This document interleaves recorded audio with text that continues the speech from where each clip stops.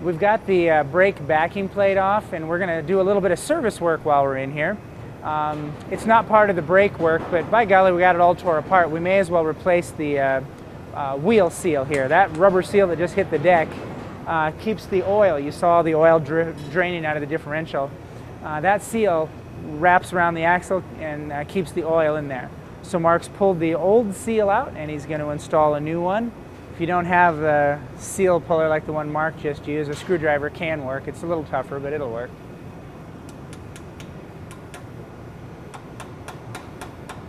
Seals are universally numbered if you have the wrong rear end in your car. If you can read the number off the old seal, you can get a new seal of any brand. All the brands use the same numbering system.